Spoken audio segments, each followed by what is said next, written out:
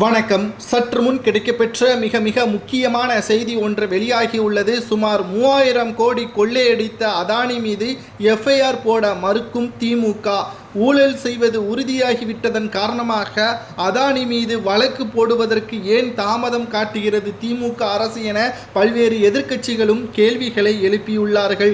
அதாவது தமிழக மின்சார வாரியத்தில் அதானி 3000 கோடி கொள்ளையடித்துவிட்டு டிரான்ஸ்ஃபார்மர் வாங்குவதில் 400 கோடி கொள்ளையடிக்கப்பட்டுள்ளதும், கொள்ளை அடித்தவர்களை பிடித்து விசாரிக்காமல் கொள்ளை போன பணத்தில் மின்கட்டண உயர்வு மூலம் மக்களிடம் திமுக அரசு வசூல் செய்கிறது என்றும் பரபரப்பான குற்றச்சாட்டுகள் எழுந்துள்ளது. ஏழை மக்களுக்கு கொடுக்கப்படும் ரேஷன் பொருட்களில் ஊழல் செய்து கிறிஸ்டி நிறுவனம் 2028 கோடி கொள்ளையடித்துள்ளது.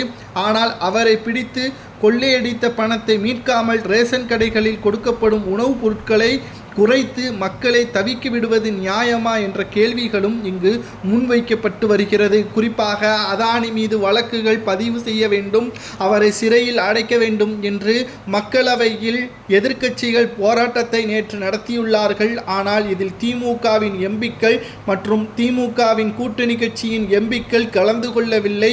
இது மிகப்பெரிய ஒரு பாதிப்பை இந்தியா கூட்டணிக்கு ஏற்படுத்தியுள்ளது. அதானிக்கும் மோடிக்கும் தொடர்பு இருக்கிறது என்று எதிர்க்கட்சிகள் கூறிக்கொண்டிருக்கிறார்கள். ஆனால் உண்மையில் நாம் பார்க்கக்கூடிய விஷயம் என்னவென்றால், ஸ்டாலினுக்கும் அதானிக்கும் தான் தொடர்பு இருக்கிறது. பல கோடிகள் மக்களவை தேர்தலின் பொழுது பரிமாற்றப்பட்டுள்ளது. அதன் மூலமாகத்தான் மக்களவை தேர்தலில் திமுக வெற்றியடைந்ததும் குறிப்பிடத்தக்கது. உண்மையில் அதானி அமெரிக்காவில் ஊழல் செய்ததன் காரணமாக அங்கு அவர் மீது வழக்கு விசாரணை நடைபெற்று கொண்டிருக்கிறது. ஆனால் தற்பொழுது இந்தியாவில் அதைவிட அதிக அளவு ஊழல் செய்த காரணத்தினால் அவரை சிறையில் அடைக்க வேண்டும் என்று ராகுல் காந்தி உட்பட பலரும் போராட்டத்தை நடத்தி வரக்கூடிய நிலையில், ஸ்டாலினோ அல்லது கனிமொழியோ டிஆர் பாலுவோ அதானி பற்றி வாய் திறக்காமல் மௌனம் காப்பது ஏன்? செந்தில் பாலாஜி கிட்டத்தட்ட 700 கோடி ரூபாய் டிரான்ஸ்ஃபார்மர் ஊழல்களை செய்ததன் காரணமாக அவர் மீது அமலாக்கத்துறை அதிகாரிகள் வழக்கு பதிவு செய்ய உள்ளதாகவும், ஏற்கனவே அவர் சட்டத்திற்கு புறம்பாக பணப்பரிவர்த்தனை செய்த வழக்கில் கைதாகி தற்பொழுதுதான் ஜாமீனில் வெளியே வந்ததும் குறிப்பிடத்தக்கது. இந்த வழக்கு பூகம்பமாக வெடித்திருக்கக்கூடிய நிலையில் எப்ப வேண்டுமானாலும் ஸ்டாலின் கைது செய்யப்படலாம். அப்படி கைது செய்யப்பட்டால் திமுகவின் ஆட்சியை கலைக்கப்படலாம் என்ற தகவல் சமூக வலைதளங்களில் வைரலாக பரவி வருகிறது.